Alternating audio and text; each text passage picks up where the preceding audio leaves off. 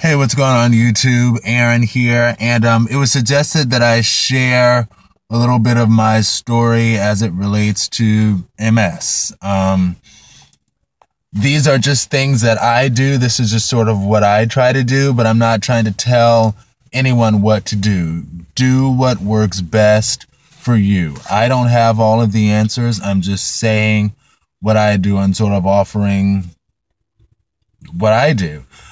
Initially I tried to tell this story in one big, huge video. Like, I don't care. I'm just going to make it a long video.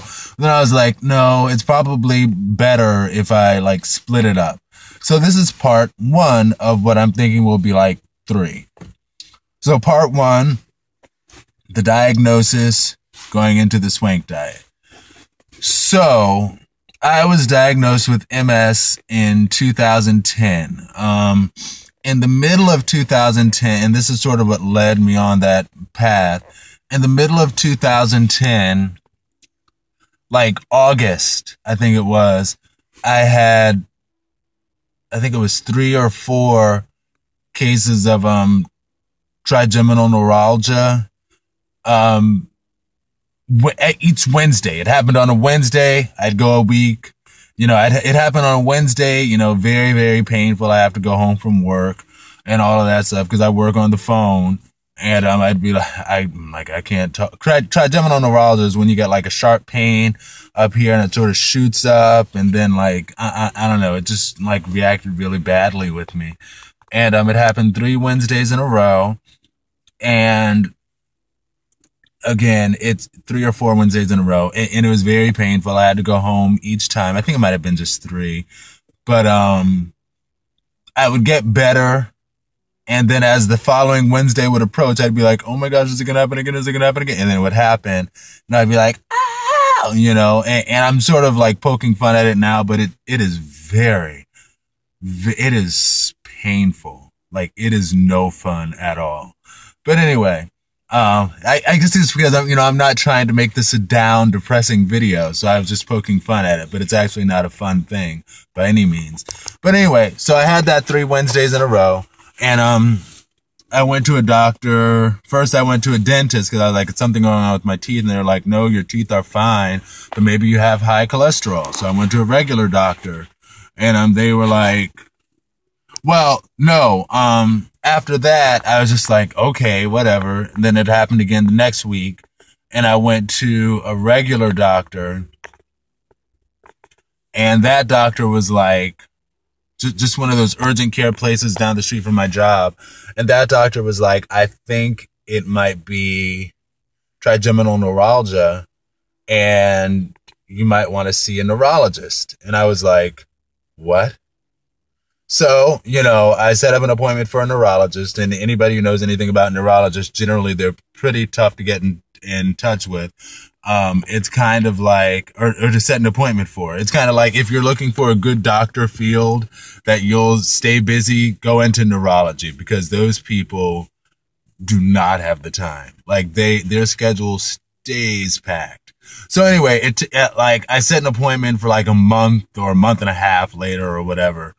Because she was just that jam-packed, just like a private random neurologist. But anyway, so it happened again the following Wednesday, but I already had the appointment for the neurologist. I think this is how the story went. Again, it's 2010, so it might be a little bit fuzzy. But then I went to the neurologist and I explained what happened. That was the last Wednesday. It happened 3 Wednesdays in a row.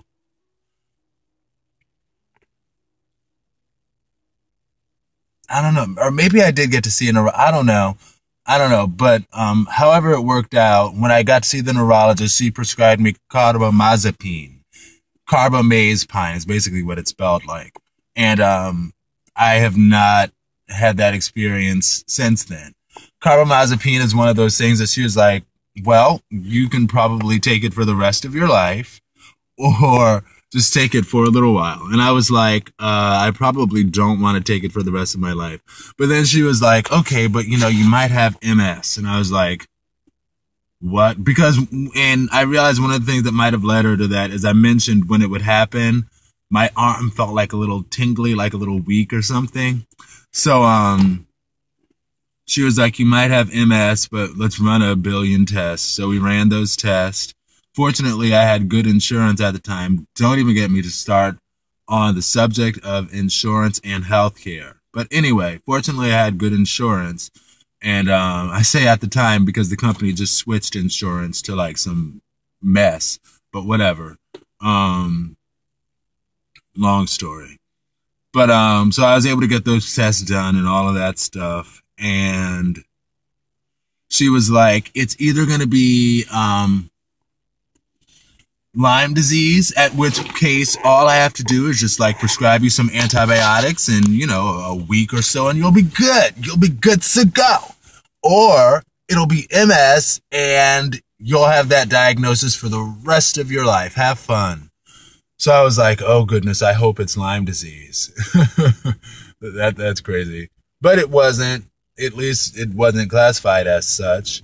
And she was like, well, you know, the medicine you're going to have to take is some very serious medicine. So I want you to be very serious about taking it. At the time I was diagnosed, state-of-the-art medicine that was out available for consumer consumption was a self-injectable needle that you'd have to take every single week in your like muscle or whatever. Like, and I'm horrible with needles. And I think that's kind of a blessing in disguise to a degree because of the fact that I'm so horrible with needles. I did not immediately just say, give me the medicine. I've gotten into conversations with people who think I am a total idiot for not instantly getting the medicine. I understand there are different people who think different things for different stuff. I understand. I'm not saying that the medicine is horrible, but she was not a pleasant person. And she was very happy to tell me stories about people who didn't take the medicine and how horrible things happened to them. And she was like, that's what I said, but I take the medicine from the beginning. Anyway, that was a ridiculous story. But anyway, so, I was like, I'm horrible with needles. So I was like, I don't want to do that. And I was trying to sort of psych myself up to do it, but I was just like, I don't want to do a needle. I mean, I can't imagine like giving it to myself. Like I would have been kind of okay if it was something that I could have just constantly been like, okay, I have to go to the doctor to get this needle. I'm good. You know? And even then, like, I don't even like it, but whatever. So she was like, I want you to be very serious about this stuff. I want you to understand how serious this medicine is. So I want you to get a second opinion. And I was like, okay, I'm down with that. Let me get a second opinion. So, you know, being that at the time I lived in Laurel, Maryland, which is right up the street from good old Baltimore, Maryland, which is the city that houses the world-renowned neurology center of Johns Hopkins University, I was like, well, let me go there. So I went there and got the second opinion, and you know, he agreed. He's like, oh, it's multiple sclerosis, blah, blah, blah, blah. But at that point, I came across the swank diet. How did I come across the swank diet? I stopped eating meat like my second year in college. And part of me was like, I wonder, is it because I stopped eating meat that this happened to me? So I started to look it up, and I was like, you know, I knew nothing about MS, so I was just like researching stuff. I kind of like researching stuff in general, so it wasn't a task.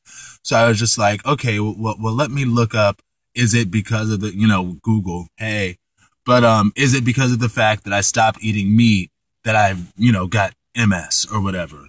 And I stumbled across the swank diet, which was like, no, it's okay if you don't eat meat, but you have to eat such and such things, and you should avoid saturated fat. And you can check out the swank diet yourself. I still try it to this day. www.swankmsdiet.com. That's SWANKM, as in multiple, S as in sclerosis, diet, diet.com, MSDIET, SWANKMSEIE, SWANKMSDIET.org is actually the website. And I came to the doctor talking to him about that when I got the second opinion, and he was like, okay, yeah, you know, yeah, it's always good to do stuff that's good for your health and eat healthily and all of that stuff. So that sounds reasonable. And will you consider taking the medicine? And at the time I was like, okay, well, because Johns Hopkins, you know, being the world renowned neurology center that it is, they have a bunch of studies and stuff. And he was like, so what I will do is you, take some time and think about it and, you know, come back and we'll look into getting you into one of those studies for the MS. And I was kind of thinking about it, like I was genuinely like, well, my biggest problem with taking the MS medicine isn't the fact that I hate medicine in general. It's the fact that I didn't want to give myself a self-injectable needle. So if my way into that is to go here and have them give me a needle as a part of a test, I was like, okay, well, I guess I could do that, I guess. But ultimately I decided, I was like, you know what, I'm going to try to follow this swank diet to the best of my ability and see how that goes for me. So ultimately I told him that, and he sounded very disappointed, which was actually kind of surprising.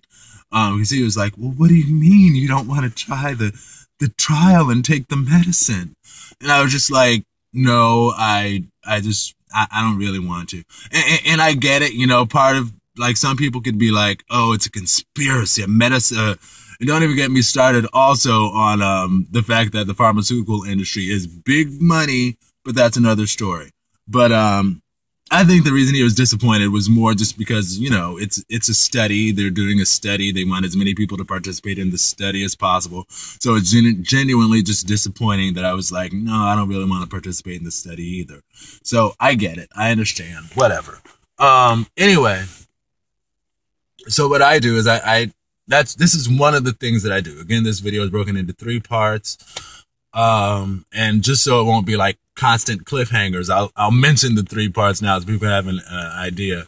Okay. So what I try to do is I try to follow the swank diet. 1, I think that's beneficial because, like, in a nutshell, you lower your saturated fat to less than 15 grams per day. It sort of allows the brain to breathe better. Second installment that I'm going to do is cover the chiropractic realm of it. In that, one of the chiropractors explained that a lot of people with MS have like a backwards S shape to their neck.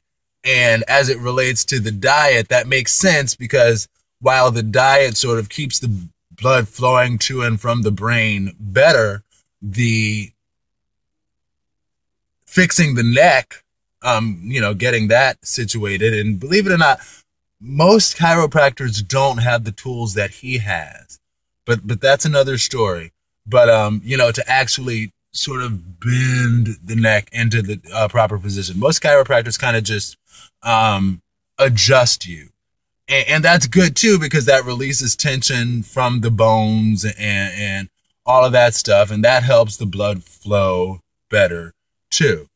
But he actually had stuff that, like, it was like, you know, you put your neck in it and like sort of straightens the curve or corrects the curve in your neck. But that's another story. That's one thing. My third thing is I went to see Dr. Noel Batten, and you can look him up, Noelbatten. He does plenty of videos on YouTube where he's had many successes with people. And for me, part of my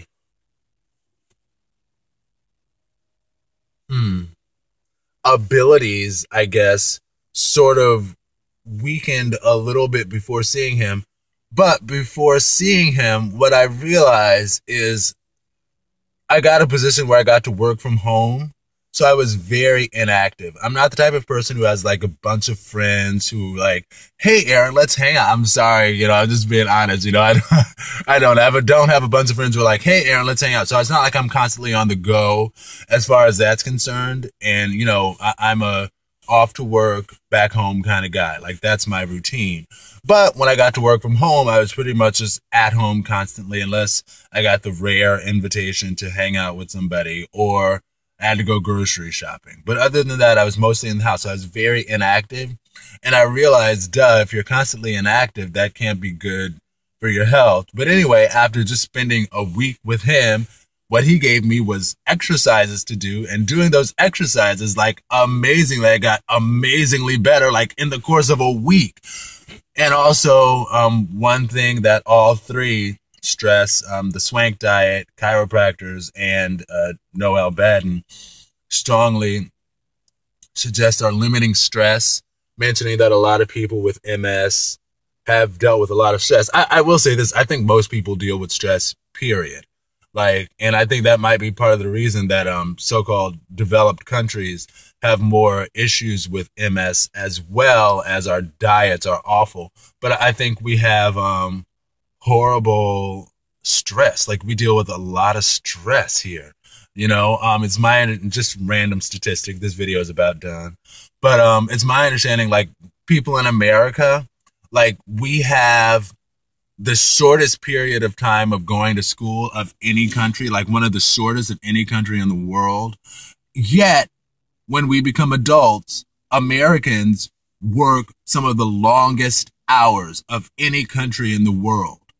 We work long friggin' hours, you know? And that just, you know, contributes to the stress. And we don't have time to cook a healthy meal. And to buy a healthy meal, I'm not going to say they're deliberately overpriced, because I understand economics and supply and demand, but they're very overpriced. So it's not like it's something cheap that you can get, and then you have to work. So it's easier to just run to fast food. And I used to constantly eat fast food. I'm not going to lie. And again, this video is just me. I'm just telling my story. But that's part one. Diagnosis, second opinion. Well, technically the order was diagnosis, Swank diet, second opinion, continued Swank diet.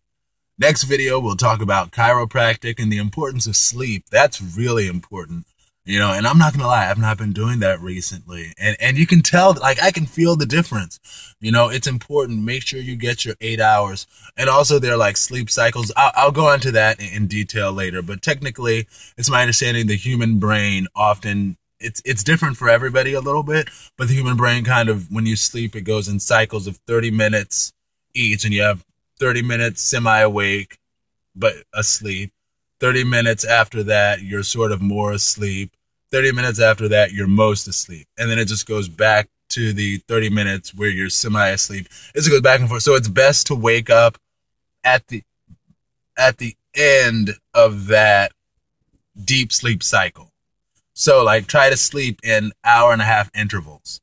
But I haven't been doing that. And when I did do that, I've also felt the difference. Like I don't know, it's just stuff like that.